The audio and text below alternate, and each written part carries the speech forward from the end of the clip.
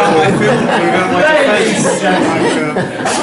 the benefit of any latecomers, the situation is that a previous group has managed to destroy the video port for this television, and we can't actually just cable in the back because it's all locked in.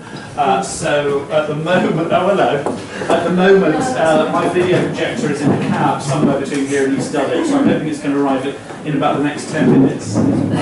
This is the first time we've ever had something like this. Actually, some of the house equipment breaking for about 4 years, so there we are. So what we're going to do is have a short Q&A with Ben, have a break, and then by that time I'm hoping the projector would have arrived. Out of interest, these guys thought there was a presentation of a piece of software called Golem here tonight, and was it Escape Studios?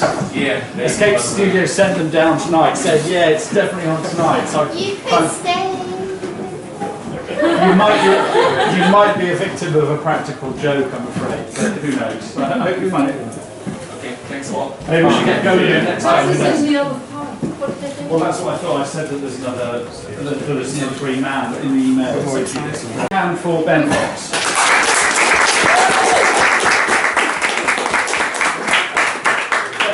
Ben has been coming here for I think the last 4 years. A long time, yeah. As one of our most regular attendees. He's also a prolific filmmaker specialising in stop motion. You're one of our prize winners here for the London Animation Club Future Copyright competition back in 2012. More recently, perhaps this is more of an accolade, you won, was it Best Animation at the London Short Film Festival? No, it's experiment. Yeah, It was. ICA award for Best Experimental Short Film. Okay, okay. So Stuart and I and various other people were all there. Rob, you were there as well at the ICA to see that. Ben's work to me looks very un-English. It looks very European, if I'm allowed to say. It is predominantly stop motion, but also image manipulation. The whole aspect of it is very analogue. It, to me, smacks of a mixture between early nitrate Victorian cinema, but far more nuanced than that. It also makes me think of early glass plate photography and even zinc plate etching, but often with a sort of a modern subject and so on. And interestingly, Ben and Stuart have been exchanging After Effects filters, or rather you gave Stuart... They were kind of daguerreotype kind of textures anyway, so they were taken from 19th century kind of glass plate kind of like positives. And do you actually work on 16mm? No, I used to do. So, when I was at college, when I was at university, I used to kind of shoot and print and develop my own kind of like films. So, it's that sensibility, but yeah, I like the kind of textures. You can do that in kind of video in a way, but not trying to replicate kind of film. But quite like always seem like film very close to printmaking as well, and like trying to do some kind of animated kind of like version of that. So it's very textured, very tactile. Kind of like. Another big theme in your work is bones and materials, and I hate the word materiality. Yeah, material culture. Material culture, and of course this is particularly appropriate given the nature of your day job. Do you want to tell us a little bit about that? Yeah, I work at the British Museum. I work in the kind of working with ethnographic materials, and could be a projector. This could be the projector. Yeah. Fingers crossed, ladies and gentlemen. Hello, are you outside? Ah, thank God. Okay, I'll be right talking now. Okay, can I have a applause, ladies and gentlemen?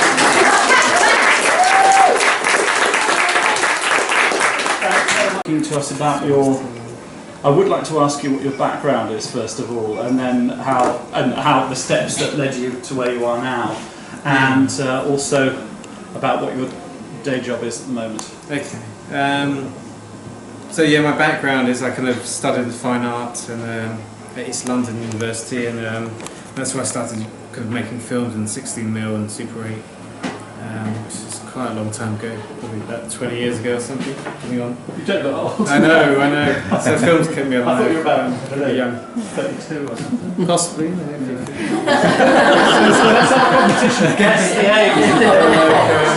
How's that everybody was 32? Yeah, so I did that. I did quite a lot at college, but it's around the time when 16mm was quite expensive to do. So after I left uni, kind of I did an MA there. But after I left there, I just kind of thought about it. Did do a lot of stuff in Super 8, but didn't really kind of like define anything, and like just more interested in like working, making money, and socialising.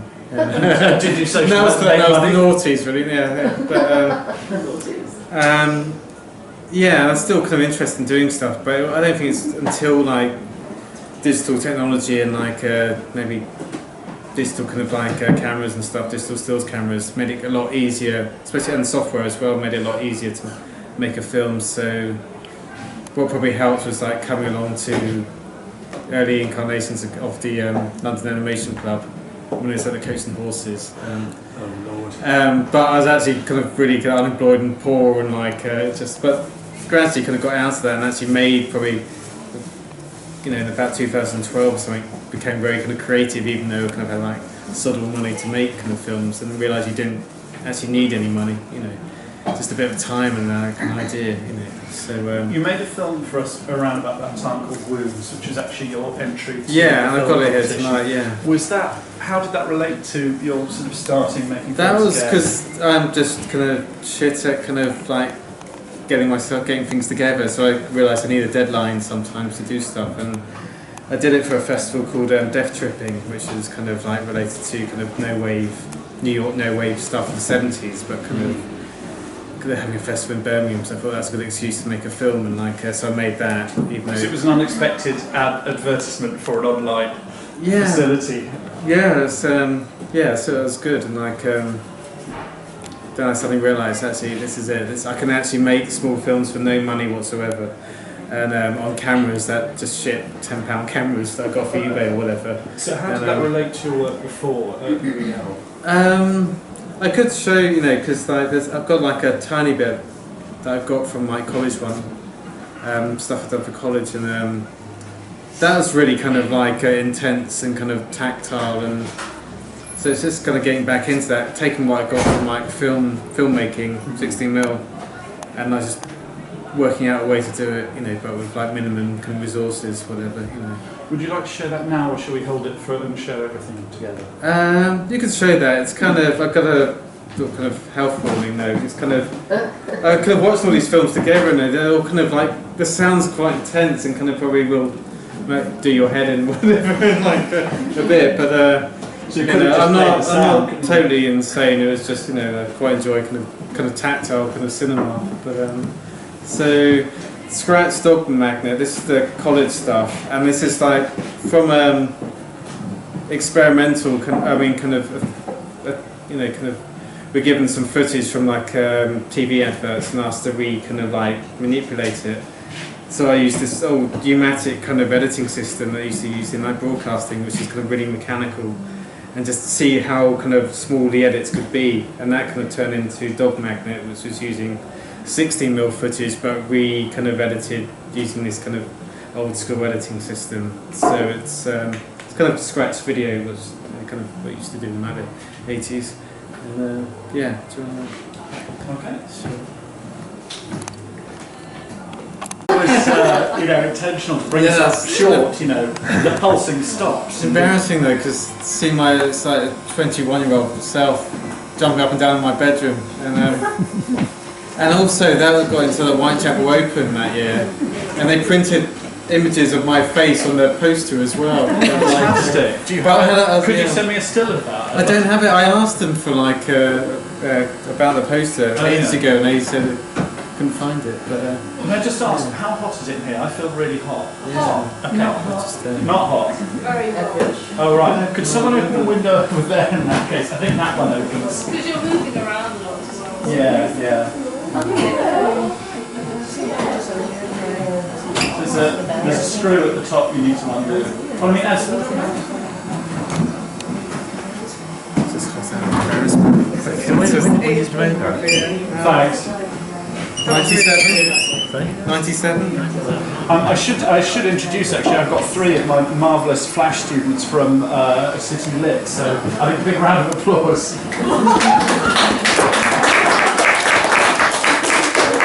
They're my star students. I do hope they're going to come and show some work here sometime. As regulars know, we used to have kind of open screenings here almost at every event, and now because we have more sort of formal talks and screenings, less so, but last month we had a big sort of mixed screening for the first time in a while.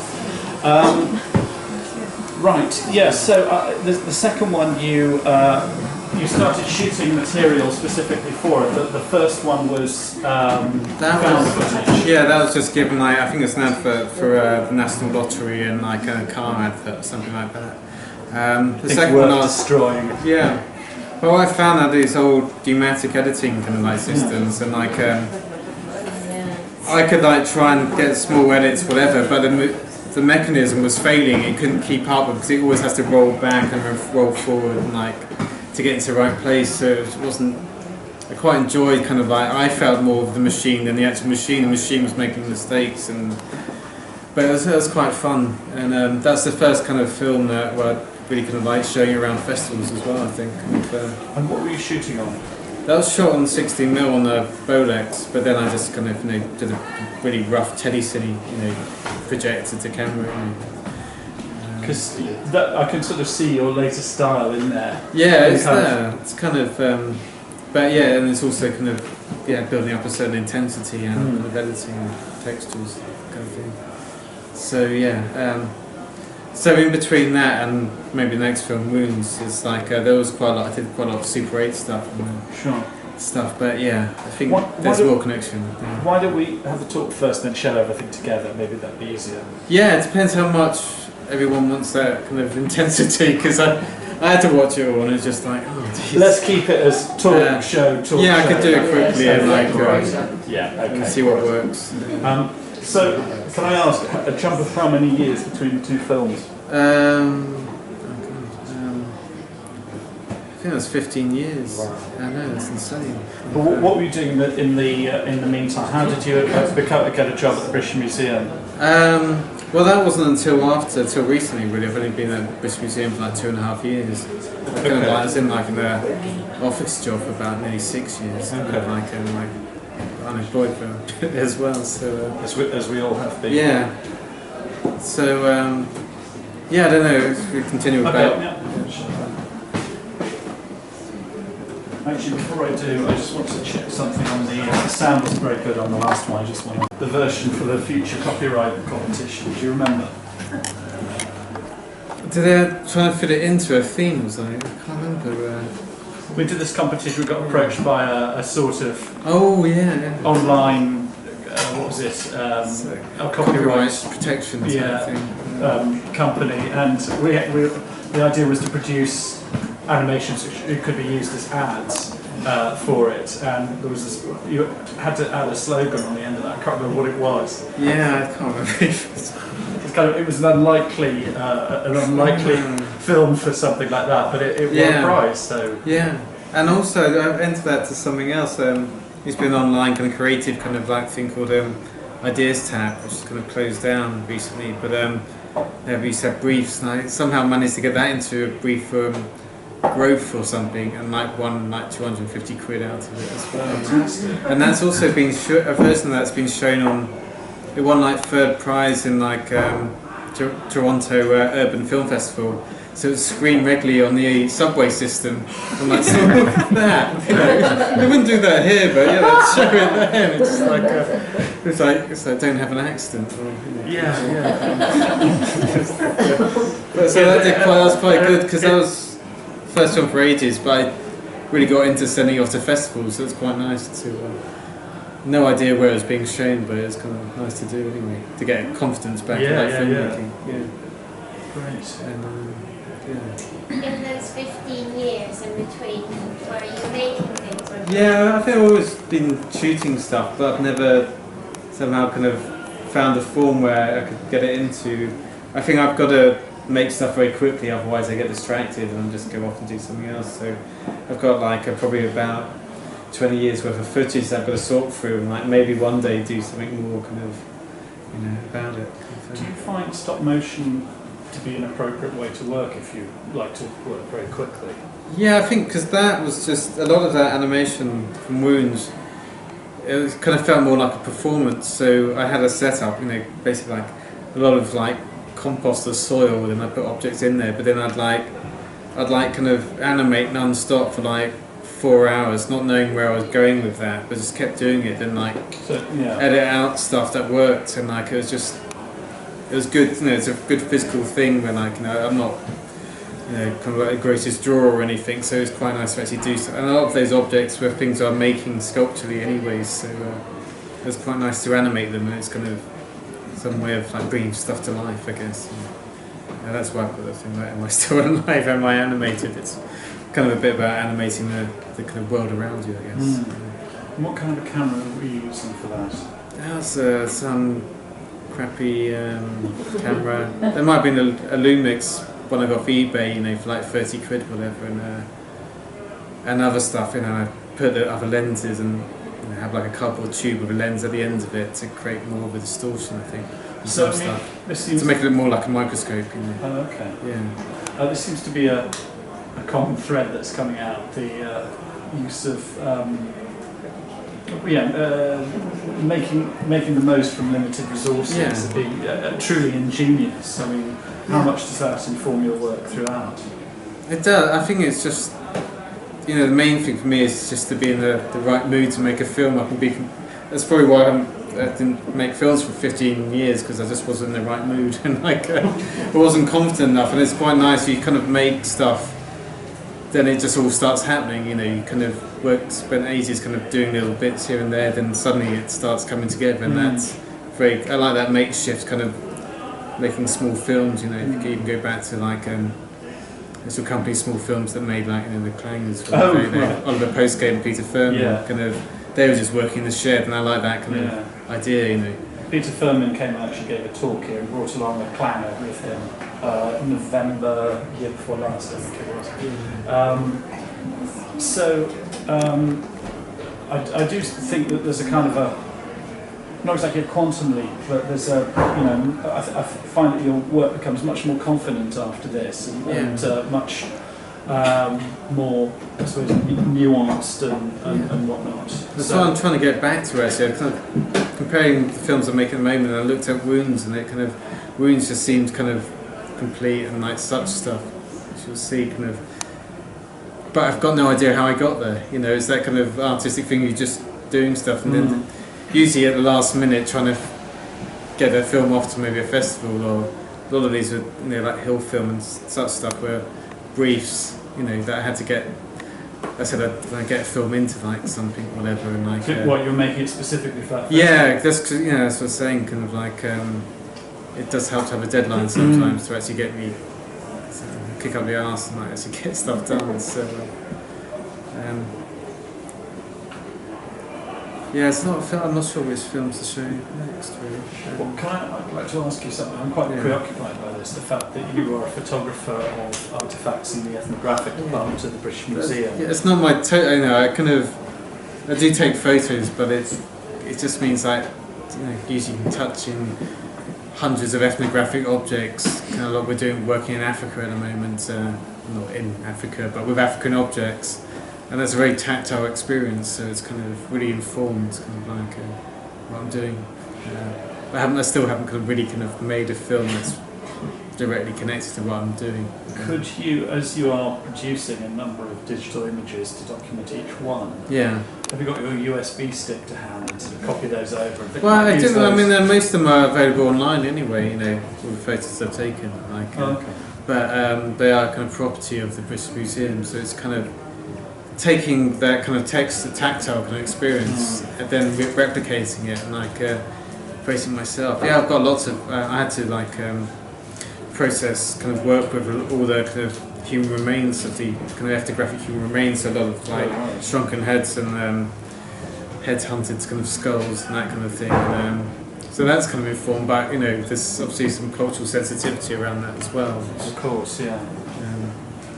videos, but I suppose it's better to remake it in your own work. Yeah, I think because I wouldn't like to see it while I'm still. I don't want to get a sack. That's what I'm thinking. Like, I don't really want to exploit that because it's a good experience, but at the same time, it's something I could possibly reproduce in my own way. Because I keep thinking of Paul Bush's While Darwin Sleeps, where he got access to that enormous collection of insects and was able to sort of animate. Yeah, I think it's okay if you're kind of working with them and somehow collaborating. Have you suggested that to? No, yeah, I'm part of this group made up of kind of British Museum people and artists about how getting artists more involved with the British Museum, right? Maybe residencies and stuff, and hopefully there might be somewhere to deal with it as well.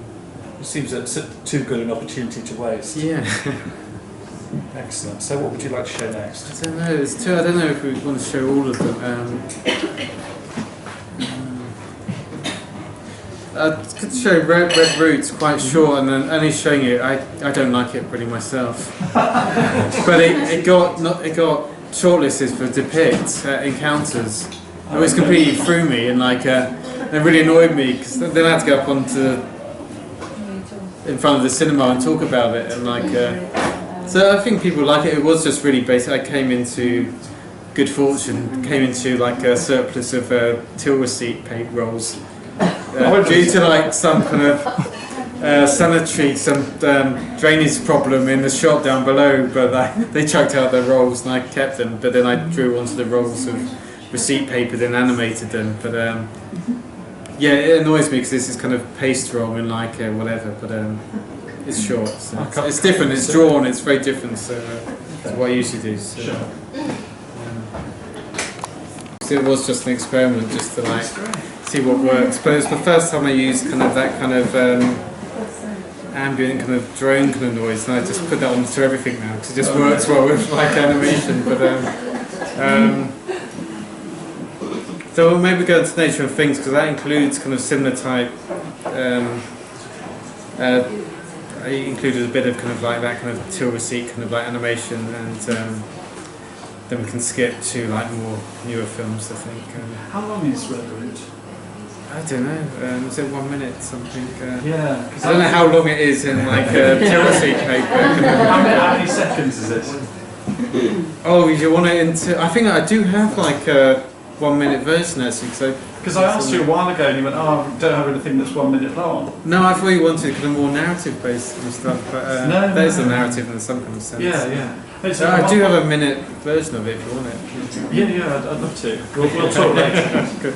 Was it bond paper? I didn't quite. No, it's till receipt paper. So what it's kind of paper? till receipt. You get in The small stuff. Yeah. So.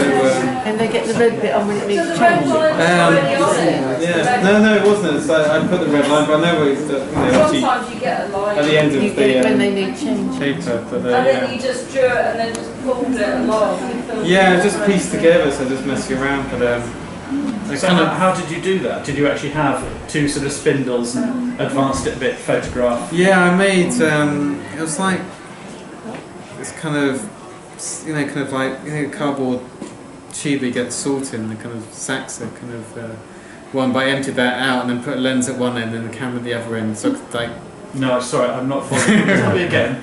so it's basically a cardboard tube, an empty kind of salt kind of container. Yeah. And I put a magnifying lens at one end, then the camera at the other, just so I can get really close up to it. Oh, I see, yeah.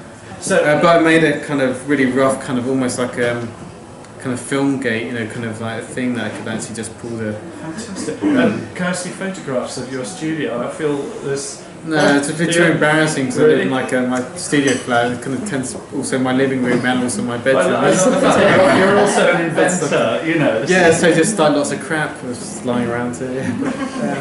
It's quite good quality. Yeah. You made quite a good quality lens out of it. Yeah, it was, and I quite like you get the kind of distortion around the kind of lens as well. I think you'll see in the next one, which is a lot more kind of almost like a microscope, kind of Nature of Things.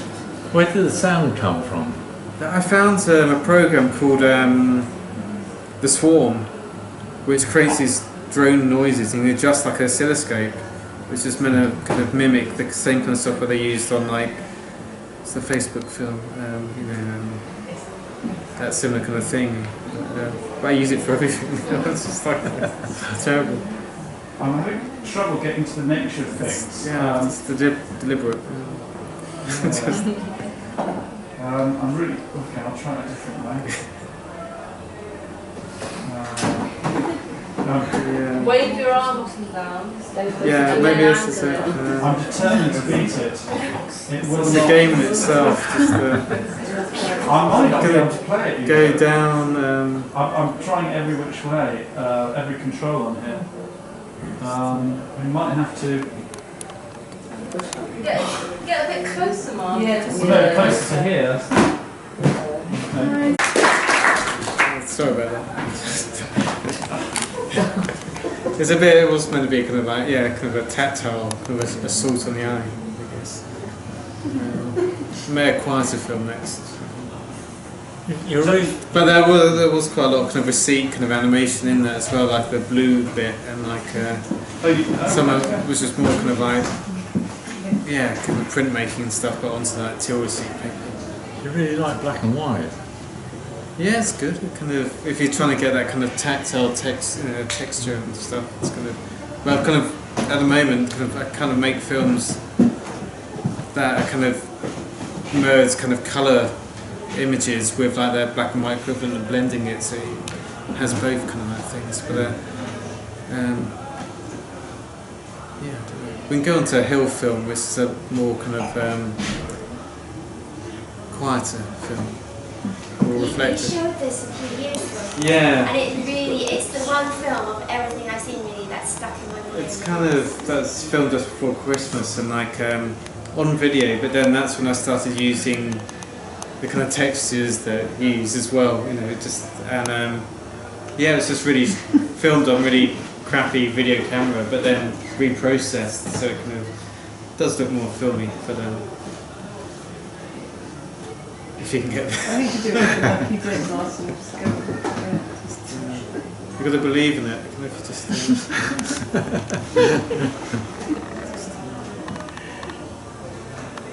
Maybe it's like a watch. Oh no, that's not it. I've been the start of kind of like just making short kind of animations, films, very tactile kind of things that just express kind of small moments, you know, just an experience of just, you know, a place I know quite well. Where is it then? It's just outside Winchester, so that's where I kind of What's like the name grew of the up. place? That's St Catherine's Hill, and So I didn't see the text on here. which I kind of filmed a lot around kind of before I kind of moved up to London, so it's kind of a place I kind of know. And So what's on that material was stuff that you shot in those 15 years? no, that was kind of newer stuff. That was just that's all kind of like video, kind of that's been kind of reprocessed really. It's just kind of, and a tiny bit of that's in such stuff as well. I find that I do kind of sometimes put stuff in other films just because it's there. I don't know what time it's. It's 9:10. Should we have a short break? Yeah, then we go such stuff. Then we do maybe talk about the opera stuff I made and like the stuff I'm working on now. That'd be That's very brief, but you know. Okay, we'll have a break now. Can we have a big Yeah. round of applause for that? Thanks for the projector. Yeah. So.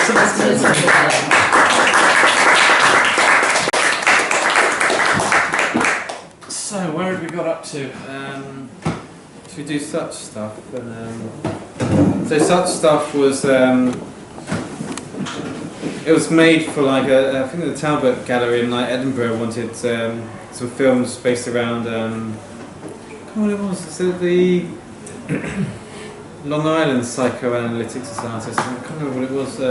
They used to make films in the 1920s based on their dreams. And they wanted some response to that, and I watched the original films and just thought they were shit.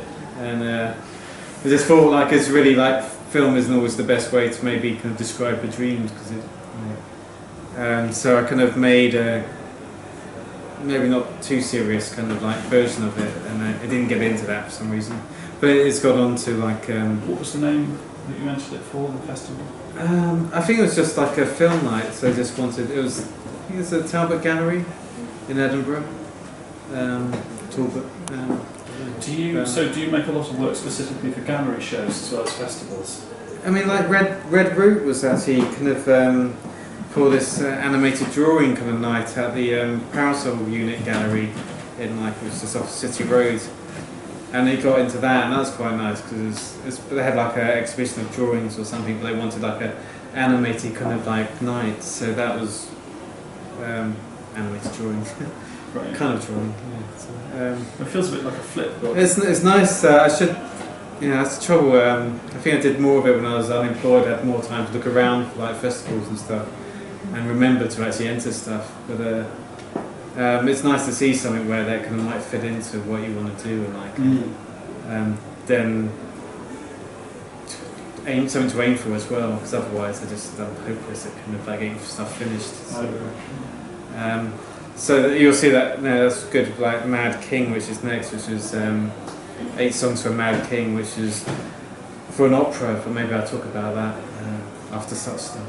Okay. And you might see stuff and such stuff that was in other films, and also there's me again in it. But that was me almost like 20 years before as well from another film. So you were reusing some of that material from that. Yeah, it's quite nice to like kind of start chucking stuff in, you know, and not just because I needed footage, you know, just like, yeah.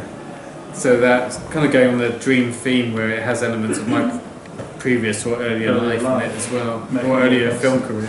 Okay. Oh, great. It's kind of longer, but that helps. It's quite nice that it was short. So yeah. Oh, it just struck me as I very short. I You know made the the key one watches of the diamonds. Yeah, I know, the diamonds are great. Which is the one when you filmed the Queen's Flotilla? Oh, that's Pageant of Rains. Do you want to watch? Do you want to see that? I would like to. I don't think I've ever seen it in its entirety. I had this idea for a special film night, which would be Captain Zip's Super 8 film of his day out watching the flotilla and actually not getting very near it, and then to have yours as the accompanying start. That's film. because I was the Jubilee kind of like pageant, whatever, kind of like. And that's where like, my parents had come up to have a look at it, and we couldn't get anywhere near it. And like it seemed to get a bit dangerous, and I was trying to shepherd my parents around, kind of like it's kind of a bit kind of. It was only when I went home and like thought, well, I might as well have a look on London Bridge, and it's absolutely pissed it down. And like I was there, and my camera was soaking with rain. I was just filming it in the rain, everyone like dispersing, and it was like the most British affair you could ever have. Rain and all these little boats going, you know. They just timed it just as the Queen went under London Bridge, then like the Tower Bridge came up. But you can watch it now or the end, I don't know. It works well though with the flags. Well, why don't we watch that next? Yeah. Assuming I can, Get there, yeah. Yay! Right, okay.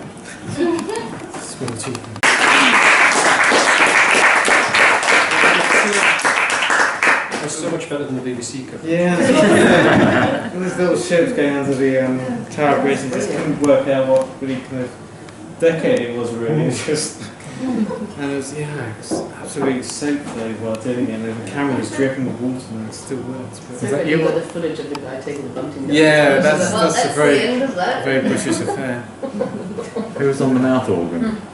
That's something I found. I think that I remember. It might have been a kind of more computer kind of like version of that kind of. What's the sound music software you use out of interest? You said earlier on. So, yeah, that was different to that. That was done kind of some, I don't know, maybe something online. I can't remember. Okay. Sometimes, like other stuff. I just like find people put a lot of sounds up online as to share sounds. Then I just like lump them all together and just see what works. Yeah. But yeah, a lot of stuff, the drone stuff is the Swarm, which is like a freeware kind of thing, but like a oscilloscope or some old style synthesizer.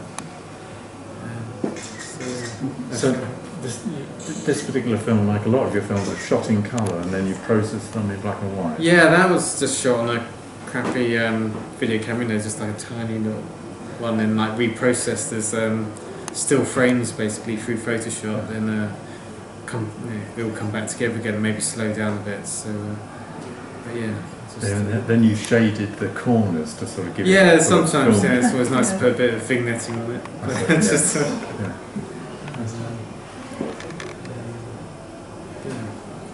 So I don't know. It is interesting to see quite a cheerful sweet, uplifting, quite. It's all uplifting. I mean, something that's quite, gentle. Oh, the next film then. So I did.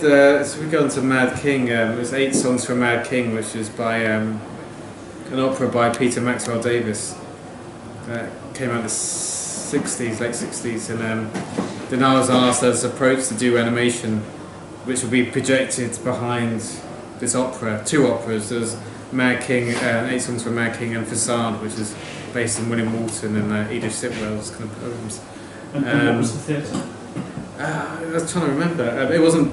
I was approached by an actual opera company, a small kind of like Helios collective, and it's at the Alcola in like Dalston, but it also showed at the the Rose Theatre in Kingston.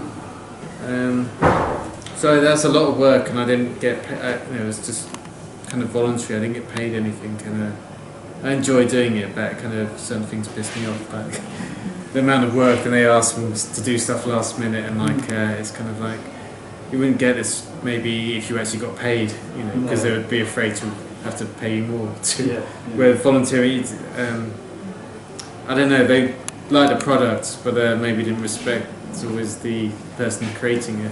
That's kind of, so it was a good experience. I went into it thinking I don't mind not getting paid. It just get me to do something interesting. So a lot of what I've made for this is footage, either First World War footage, because both operas were being reset in like the First World War, and so I think that it was kind of a recreation in like the French had recreated part of some battles in the First World War battles, so I kind of reprocessed those.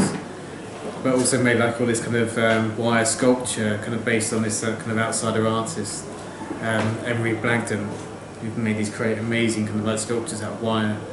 And they kind of created that and created kind of stop motion kind of bits of that, and got the footage and that put it all together. And that was kind of nice because the format they wanted was kind of a lot more elongated, and I kind of worked out the ratio was actually almost kind of cinemascope as well, so it's kind of working in a slightly kind of stretched version as well.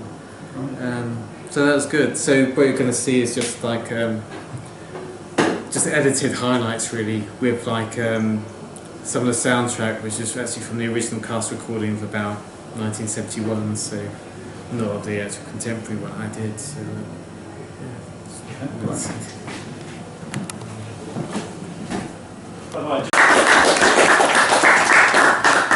Did they give you the soundtrack and then you had to sort of... They did give me a soundtrack. I kind of listened to it, but then I just totally ignored it as well. Like they created amounts, and like they kind of like cut bits down a bit just so they could fit in, because that wasn't all the way through the kind of opera. It's just like it's just the actual main story is like a guy that thinks he's George III, but this interpretation of it was, and like it was the fact of the madness of George III really, and it was quite a virtuoso. He kind of makes all these kind of weird bird noises and stuff.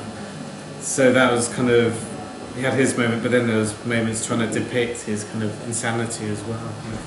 So in the opera, where was the film and where were the performers in the opera?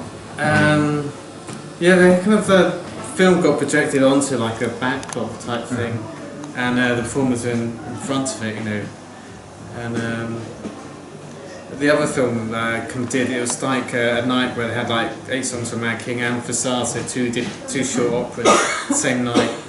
The other one was more kind of like animated slideshow really, which is more progressing, like kind of highlights of the First World War and stuff. But it's just a good experience to see it. And they had Peter Maxwell Davies, who composed it all. He's in his 80s now, but he came along to the last performance of it. It was just great. Don't know what he thought of it, but it was quite interesting kind of just getting involved with that. But I think next time I'd like to get paid. Good work. But a lot of it, the other one, it just took so, it was like about 30 minutes of like animation in some respect, and that was trying to do that in like 2 weeks or something. It was So just when you like- say the other one, that's facade, yeah. Oh, And, right. I haven't really got it. It's a bit kind of boring. I can't remember. Pereira, whatever. It was kind of based on one of the kind of things. Maybe we can put that on last when we just people are ready to go. So it's just like a spinning carousel type thing. What were the images that you used in Facade? Facade. You said Or, it was. yeah, I just still. found kind of like footage of kind of. They asked me to like find certain kind of imagery of like First World War, you know, people in hospital or kind of the battlefield type things, and like then I'd kind of animate small parts. There was a bit where it's a girl, image of a girl, but she kind of gradually kind of meant to kind of like grow old or kind of be kind of like corrupted in some way by the war, and I just like got more textured, and like there's a family on the boat which I just gradually kind of photoshopped out, so each family member that obviously kind of got killed by the war gradually disappears and that kind of thing. And it's kind of all stuff I've never done before, so just kind of making it up as it's going is on. Facade in the 2015 films section? No, it's kind of, it's only Pereira, whatever, it's just part of it. I didn't really include okay. much of it because it just goes on. It was a lot of work, it was about, I can't remember now, like maybe like 30 small pieces of animation, but, and that was the You thing, did they it in asked 2 for that. weeks? Because I was doing everything for Mad King, and they said, "Oh, we don't need any animation for Facade." And like just like less than a month before, I think, "Oh, we do need it," and like we need all this, and it's like, I'll try and do it.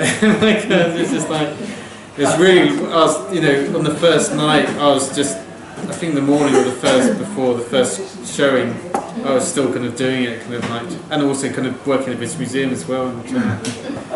But you know, it's good fun, that intensity for a while. But then you know. You think, oh well, Do I you think got. they'll give you any more work? They try, yeah, they do, but it's just they got in touch recently, and I've done some stuff earlier this week. But I kind of do stuff, and like it just takes me time. And they know I'm not doing it for any money, but then I send it to them. I don't hear anything back to them. And it's just like, oh fuck, They, it's just they like. think they should, don't they, they, don't don't they Yeah. have any funding or? They do, yeah, but it's all kind of going towards music again, musicians, and like. I think that they've had their chance, haven't they? But I got, at least as long as I know that I got something out of it, it's kind of good now. Yeah. They've got something to present to someone that might pay. Yes. Yeah, I think the next time they ask, you should just tell them, I'm really sorry, but if you want Yeah. to continue, you need to pay me. Mm. Yeah. Did they give you images as well? You know, did they give you photographs, JPEGs, or something to work on, or did Not you? really. Have I to go kind and of find they kind of descriptions of what they needed, and then I kind of like try to source them and like you know. When you source images, where do you stand copyright-wise? Exactly. I think. Well, I think there's a lot of the ones I put through them and say what do you want, and like then they kind of said we kind of like these things. So yeah, I was thinking of it at the time, but it didn't seem like they were that interested in like what the copyright was and being a kind of. So what do animators do generally if you're making collage type films? Yeah, I don't Is know. I there mean, so what do artists do as well? You know, they use it in their kind of. Yeah, as an illustrator, you'd have to be really careful if Yeah. it was going to be printed. It's kind of. But You know, certain things fall under the Creative Commons and that kind of thing if you're doing it non-commercial kind of. yeah, and in illustration, everybody seems to have a different idea of what the law is. Nobody really understands it. Is it the same in animation, or is it just quite? Some people worry Yeah, about well, I it. kind of can't. I don't do commercial kind of work, which is probably more problematic. I Yeah, guess. that's- It's not really in their interest to chase you though. Yeah. If you do it non-commercially, and also how would they find out?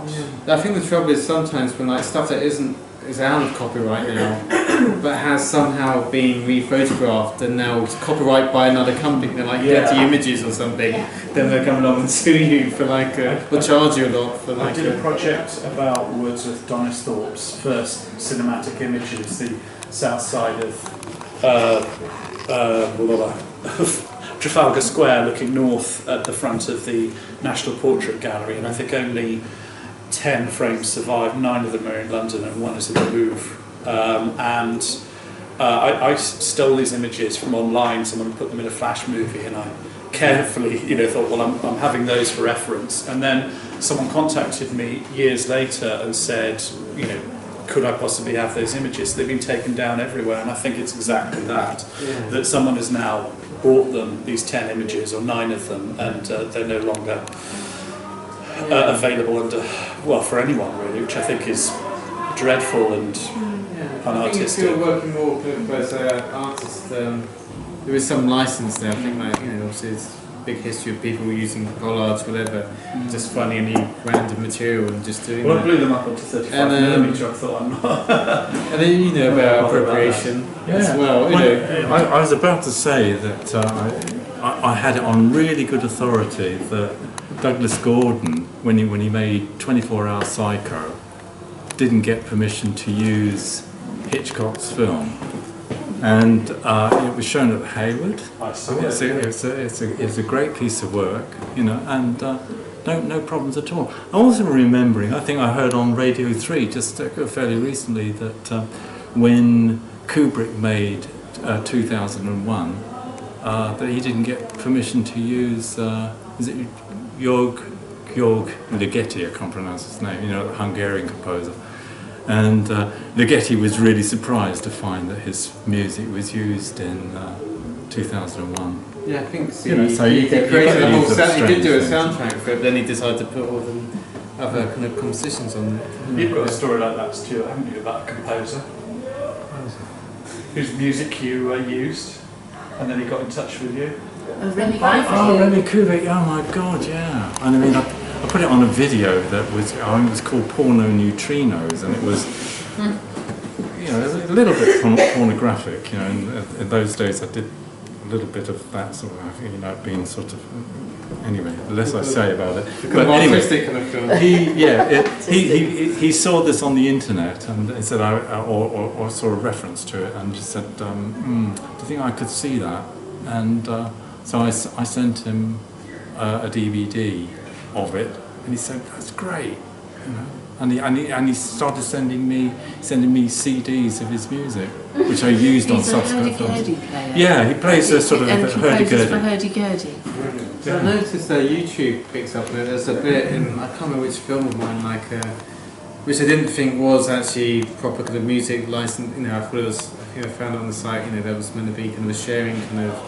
People created it, but YouTube picked up on a certain fragment of music, and I never kind of got back to them about it really. I don't know if they just take it down or whatever. They can detect it sometimes or something. Or yeah, They mute it. In fact, they've done that with one of my videos on YouTube. Yeah, and it's crazy. I was interested that Carlos the Bachelor made a film of Kraftwerk's Autobahn in 1979 that's a sort of psychedelic classic, and you can find that online, and there's never been a copyright issue with that. So obviously their search software has presumably found Autobahn in its entirety, but has then checked its copyright library and discovered that actually, even though it was back in 1979 or thereabouts, it was actually cleared. Even though if they're fine with it being out there. Yeah.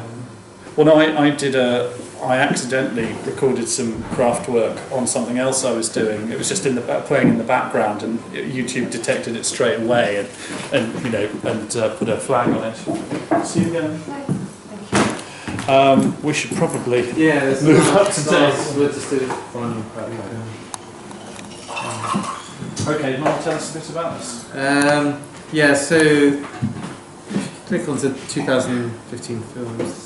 The stuff you've been seeing behind there is from a film I've done very recently called Batesball, and I was down in Devon and along the coast there, and for miles there was just dead fish all along the coast, and I'm trying to work out kind of how it happened, whether there's some kind of bait ball out at sea that launched all these, they're all sprats mixed in with a few mackerel.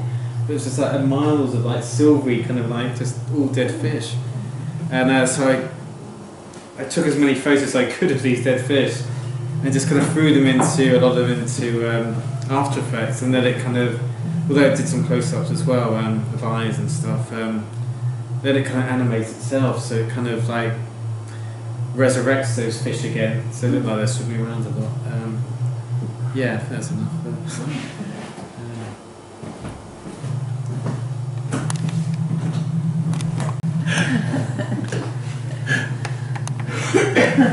But yeah, that was just, you know, I kind of had all that footage and just, that was 2 nights worth, and like, it was quite nice just to work fast and just create So this is a trailer. Yeah, it's what I'm working. I went to Alexander Pope's grotto for like open house. I quite like grottos, and like so just something I'm kind of working on at the moment. Using a lot of the shells I kind of collect from off the Thames foreshore rocks and stuff. Okay, sure. What about the sound? Was that sampled, or did you record that and then? No, it's process it just something yourself? I've probably found. It's just like chucked in. So, ladies and gentlemen. Did you ever find out what happened to the fish? No, I didn't. I think it was this mackerel. I showed a mackerel. Yeah, I think like the sprats are younger, kind of, than like than bigger kind of ones. But yeah, something like that. Really?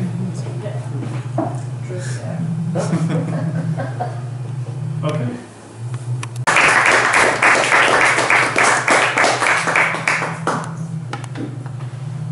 But quite a lot of that was collages. That was kind of images of kind of like, you know, from old illustrations of kind of rocks and shells cut out into colour and animated, or actually using real shells. But then made black and white images. But then I coloured them by I found lots of kind of antique kind of book covers, some that had been marbled, and like then layered it behind, so they actually colour the black and white images, so you get more kind of like a almost like a hand painted quality to it as well.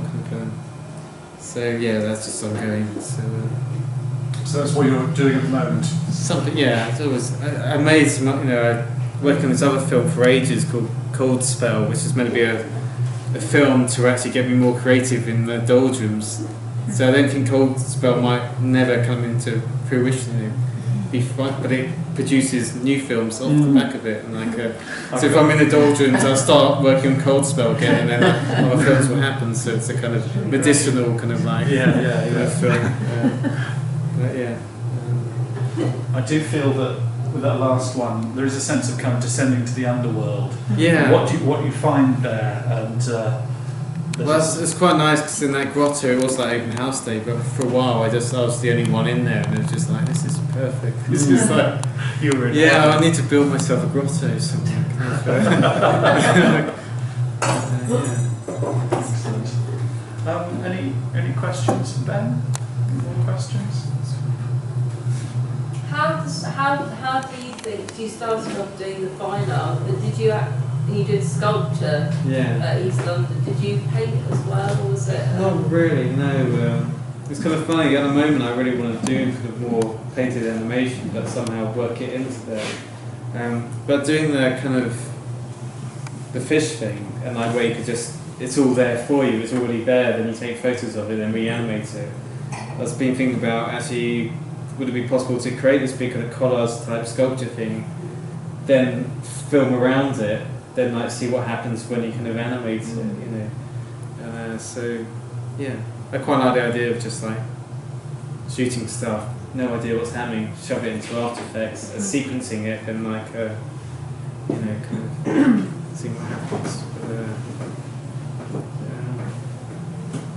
No, I didn't really do painting it.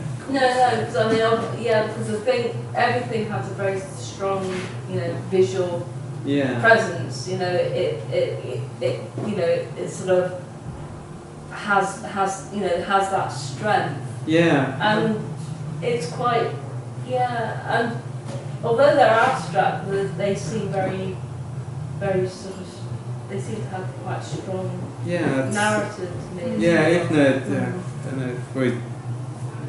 I've never put any kind of strong kind of particular meaning into stuff, but I think it's all going in a kind of tactile way. It's kind of a lot more about kind of feelings and like feelings for your environment and feelings for like the tactile world around you. That's usually trying to. I think I'm trying to do that. But, It seems to me, it seems sort of you've got sort of a narrative thread in a lot of the work that's introduced by the sound. You know, the sound changes for the shot, and it does. and you know, as the person sort of viewing it, you know, you start to think, well, this is going to go somewhere. You know, something horrible is going to happen, or something nice is going to happen. You know, that's kind of. I'm not sure. Sometimes I'm not sure if I run out of steam. Like I have it starts going on a journey somewhere, then I'll just end it. Just like had enough, and like why not? Move it on to the next film can deal with that maybe. I don't know. So, but yeah, small films to entertain myself. It's interesting that you spoke about small films earlier, like with Oliver Prospect and Peter Berman, and we sometimes talk about them and how they managed to make a living from just playing in their shed and just making things, and that doesn't seem so possible nowadays. It used to be the days when you turn up at the BBC with some cans of film and like and like you would have just, it would have been so easy, like 30, 40 years ago. Do you find that a bit frustrating, or are you quite happy? Quite. I think it's just in terms of distribution and how the screen stuff. It's kind of more open now. You know, it's kind of. Of course, you know, you're going to have millions of people, millions of children watching it on like BBC or something, but it doesn't really matter. It's kind of out there. The fact that you can just, you know, it's like I was speaking about earlier about animations made in the kind of Eastern Bloc, you know, under kind of communist rule, like just amazing. You know, some of my favourite kind of films are kind of animations who have made just, you know, they were allowed to because they didn't take it, the authorities didn't take it seriously, you know, as opposed to actual kind of films. But you know, it's amazing creativity, but they had amazing resources as well. Yeah. But also, I remember we went to Czech at the Barbican with Podjob, a fantastic Czech animator, who and he said that it was the limitations and the having something to react against that made film so good. I mean, what is it that? What's the motivation for you? I don't know. I think. Does someone say poverty? You can have the old romantic ideal, but it's just it's not really true, is it? You know, when you are poor, it's just pain in the arse, really. But if you kind of like, I think at the time, in like 2012, kind of. I was kind of unemployed for a while, and the pressure, they were starting to really put the pressure on unemployed people now. I think in that kind of state of kind of slight angst or whatever, it kind of helps to like do stuff now. And now it's not that I don't have bits like that, it's just like getting the time now. I think, you know, if you're doing a full-time job, it's just getting the time. But do you get back from the British Museum and like just leap on your computer? I should do, It's like I keep. I've been working at the moment, you know, for the past long time. Like it's been like a 12-minute walk from where I live to, you know, this British Museum still in Hackney, and like so I should do. But sometimes you just want to get home and like I end up watching some like old episode of Streets of San Francisco or something. But at the moment, I've been working the main site and like a really physical kind of work at the moment, and I just get home and like. I think if you're more kind of pumped up, then you just go home and just. It's the sort of thing. But it's just amazing. Although we've been doing that in the Congo at the moment, kind of all those fetish objects and stuff, and nails in them, and kind of get to kind of handle all of those, and like it's amazing masks. And, you know, it's just. It's all there, but it's almost too much. So it's about spending time to look back and trying to think how that can work.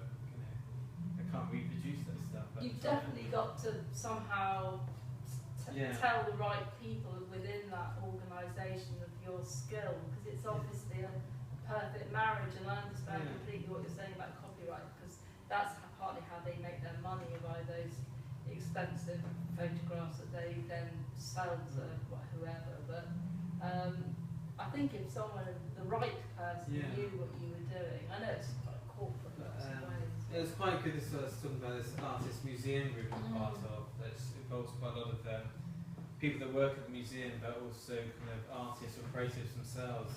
We're trying to promote how that's a good thing, because it's, you know, museums about kind of art and the development of culture and everything, and how they should be respected, but also how to get artists from outside the museum in.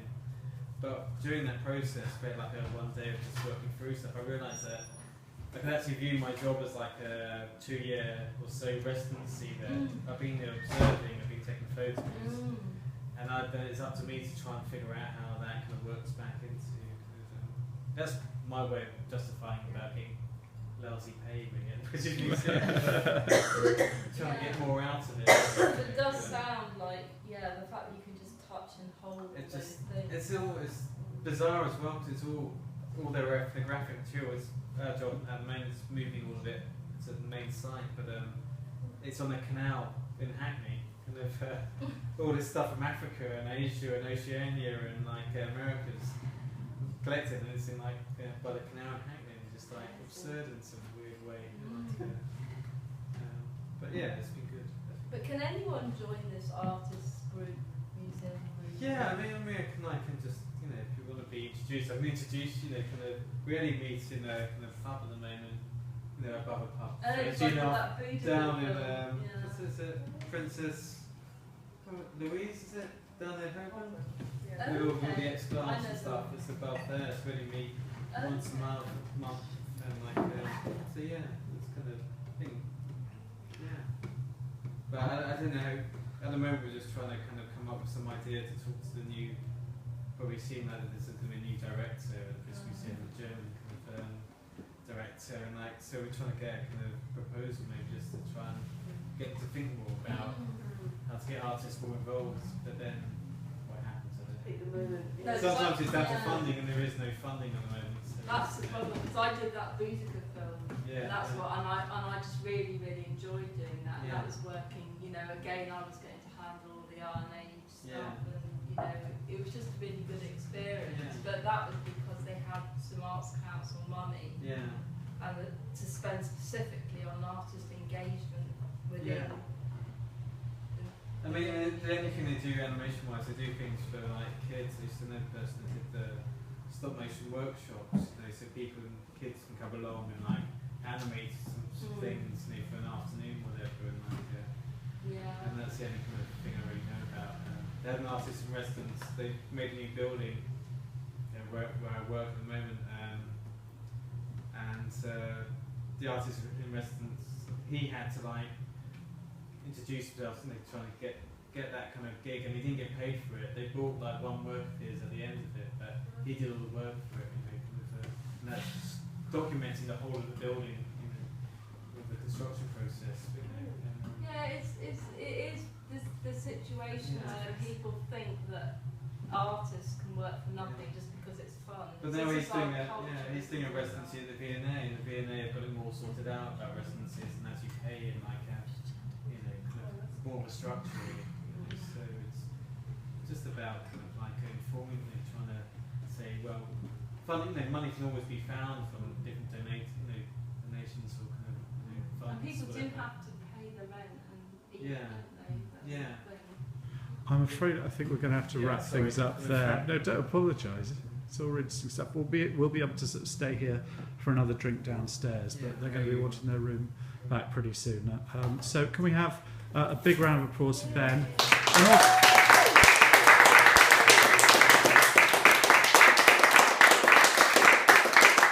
And also a big round of applause for Rob, who's documented the evening. So thank you very much, Rob.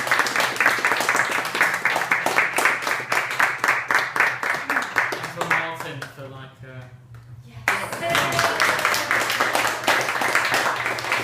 Thanks very much. Well, thank you all also for your kind donations. To us. Yeah.